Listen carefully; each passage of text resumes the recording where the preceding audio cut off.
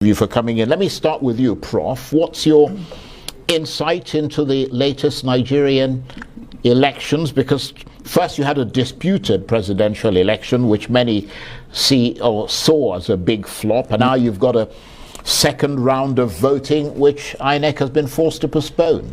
What? Is it not best you allow me to get on with this one if I can? So we can't begin to talk about the second election while the first is in limbo. The real issue there is this. If voting is, you can't vote without accreditation, and this is a polling unit, and we have two instances of overvoting. Question number one, where did they get the extra ballot paper from?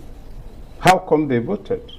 So the very notion of overvoting, in my view, and I may be mistaken, points to a simple fact that for all instances of overvoting, INEC, in my view, was duty-bound to deem that no election took place. In one case, up to 3,000. Nationally, in hundreds of thousands. The concept contradicts the simple fact that there is a voters register, there's the accreditation process.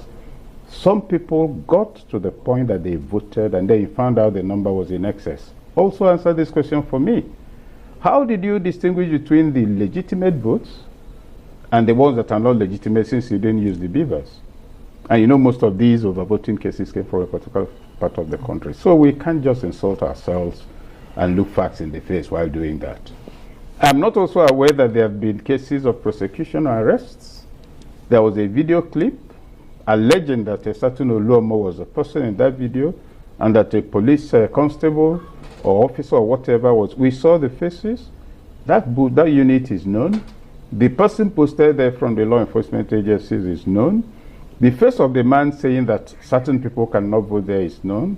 Is there any case of arrest? Are there issues raised? No. And they state where people are not allowed to vote. So putting all of that together and also looking at the discrepancies between papers arising from the booths, from the units, and what INEC has put up, there's more than ample justification for contesting the election, for doubting the integrity of the outcome, for questioning the declared winner.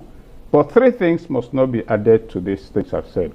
Number one, it does not authorize anybody to go out in the streets and make trouble. Number two, the only proper way of challenging is to get the evidence and go to court.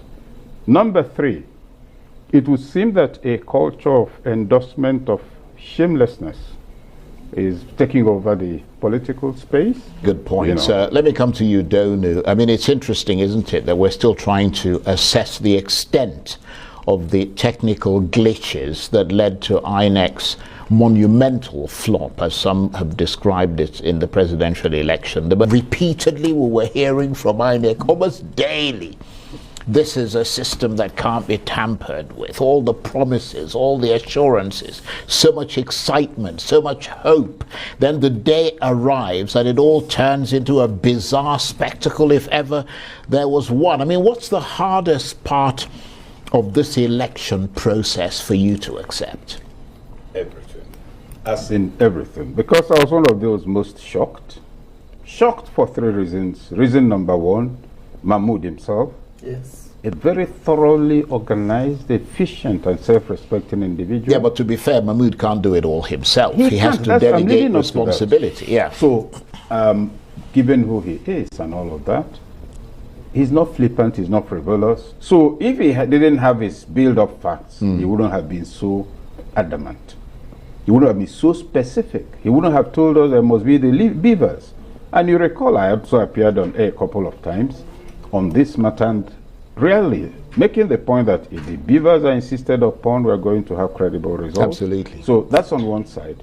The other side is that there's Mahmoud as a person, there's a machinery under him, and then there's the political economy of daredevilry and brazen debauchery all over the place, and which ends up damaging every, INEC chairman. But the concern, and it relates to him, was that some people also expected that some basic adherence to logic and common sense would have advised paths other than the one taken, which is the brazen uploading of results, with the kind of things that are coming out from River State and all kinds of places. And the question then arose, why? Everybody who knows him knows he couldn't have been money. How old is he and all of that? Is there some pressure? Is there blackmail? Is it the kind of thing you see in films and, okay, you're talking, you say you're going to do this, and then you get a call, you say, okay, we hear you're angry about so and so. It's all right, but you remember that your son, not the one in this level, but this other one, we just saw him leaving the lecture room or going to shop with his wife. I'm sure you wouldn't want anything to happen with him. Not that we're saying anything will happen. You know that kind of stuff. We don't know whether that was happening to Mahmoud.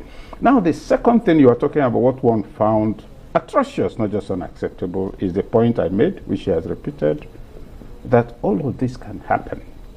And we walk around smiling and we are walking towards the inauguration.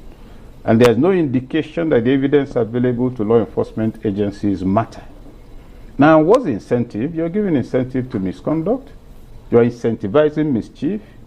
You're making the claim of we can get away with it. And if you look at the numbers, it's not going to work. But the point the gentleman from Kaduna made, it's been made over and over. I think we must also limit we must keep within the, if you like, the track of rationality. That the man won with 8 million votes. Therefore, it's not democratic. If you push that, it won't take us too far. So let's not mix up our point. Ancient democracy in Athens was for citizens. I, as a landowner with 3 children, we are 5 citizens. But I have 150 slaves. None of them will vote. So let's not get into what will become academic if it's taken to court. That's not very important. So, so the matter of what people got away with across the states, across the divides, and the fact there's no whimper from the law enforcement agencies. That's worrying. Excellent. Right. Okay. Well, let me come to you, Doe.